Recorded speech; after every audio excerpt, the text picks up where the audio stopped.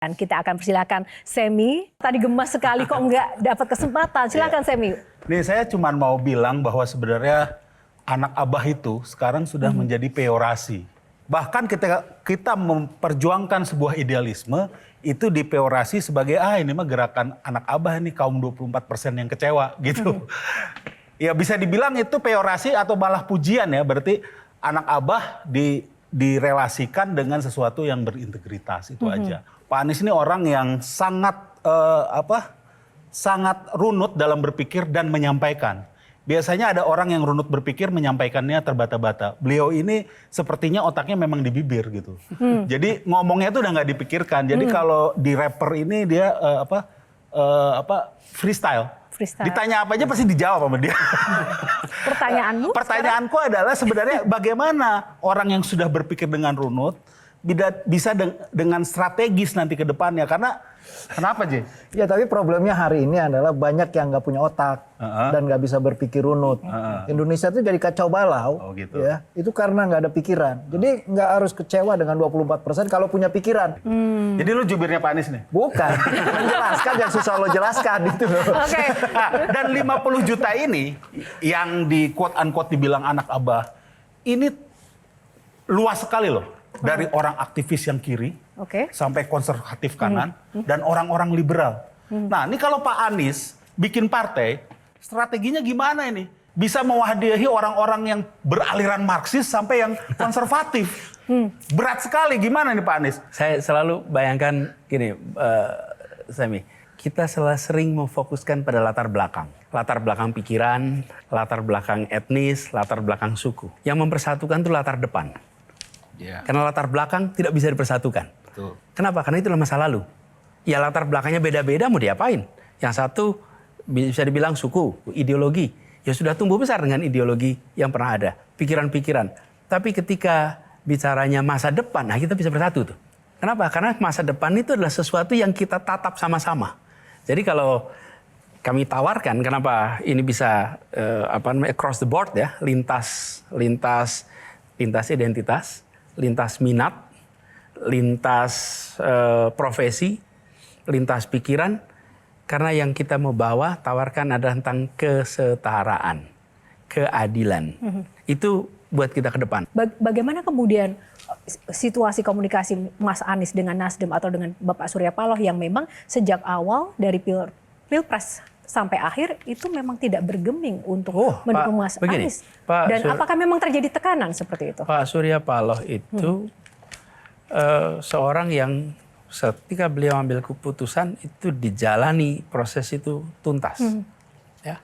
Dan beliau selalu menyampaikan apa adanya. Tidak ada yang ditutup-tutupi. Ketika kondisinya baik disampaikan. Ketika kondisinya tidak baik disampaikan. Sehingga kita itu tahu persis situasi apa yang dihadapi. Dan kenapa saya hormat sekali pada perjalanan Pilpres. Habis mencalonkan Anies menjadi calon presiden, tekanan dialami Nasdem luar biasa. Metro TV ini mengalami tekanan luar biasa. Coba dicek berapa banyak iklan yang berhenti di Metro TV gara-gara proses itu. Berapa banyak sponsor-sponsor kegiatan di media group yang berkurang. Lalu luar biasa itu yang dialamin. Jadi itu yang saya maksud tadi. Kalau kepemimpinan nasional memberikan kemandirian pada partai harusnya nggak ada itu semua. Itu yang terjadi. Nah ini tekanan-tekanan yang itu. menurut saya harus dikoreksi.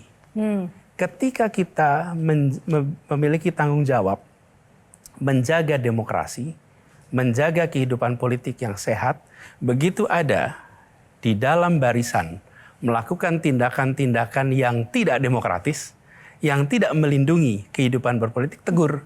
Dengan ditegur, maka sistem kita akan terawat. Tapi kalau tidak ditegur, berarti itu boleh. Dan kalau boleh, apa yang terjadi? Tekanan luar biasa. Bayangkan yang dialami oleh Nasdem luar biasa. Karena itu saya hormat dan saya sampaikan terima kasih yang luar biasa. Karena berada di dalam konsistensi sebuah perjuangan, walaupun ancaman dan tantangannya luar biasa yang dialami beliau.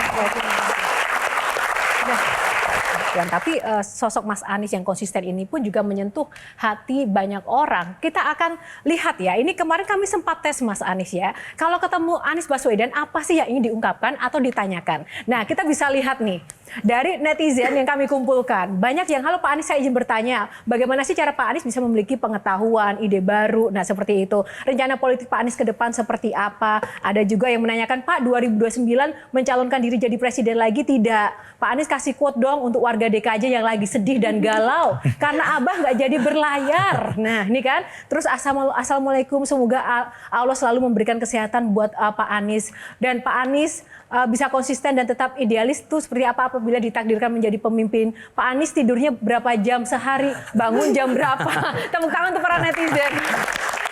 Jadi Mas Anies, banyak sekali sebenarnya, ini ribuan ya. Ini kami tidak bisa menampilkan semuanya, tapi dari antusiasme warga ini baru beberapa menit semuanya udah ribuan masuknya. Semuanya ingin menanyakan dan mengungkapkan kesedihan Mas Anies nggak maju Pilkada DKJ. Yang kedua, pertanyaannya adalah dari netizen ini 2029 ini mau maju lagi tidak sebenarnya? Saya tidak tahu apa yang akan terjadi di masa depan. Jadi saya selalu memilih untuk mengerjakan apapun yang sekarang bisa dikerjakan. Jadi dulu saya berada di luar pemerintahan, dan ketika berada di pemerintahan, ya gagasan tentang keadilan kesetaraan itu dilakukan.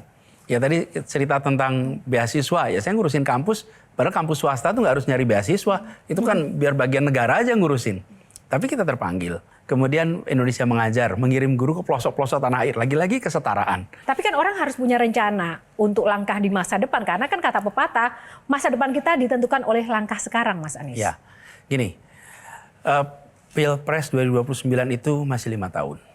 Sekarang hasil Pilpres kemarin aja belum dilantik nih. Oke? Jadi kita kerjakan step by step. Tapi saya yang pasti akan selalu berada di dalam kegiatan bersama publik untuk memberikan manfaat kepada publik. Adapun soal proses politik, Pilpres, pemilu dan lain-lain itu masih panjang. Terlalu awal untuk sekarang menentukan. Mas. Oke, silakan. Jadi yang jangka pendek yang Mas mau lakukan di tengah frustasi rakyat ini, Mas mau nggak pimpin frustasi rakyat ini? Dan kayak apa gitu jangka pendeknya? Baik, terima kasih, tepuk tangan untuk Bang JJ.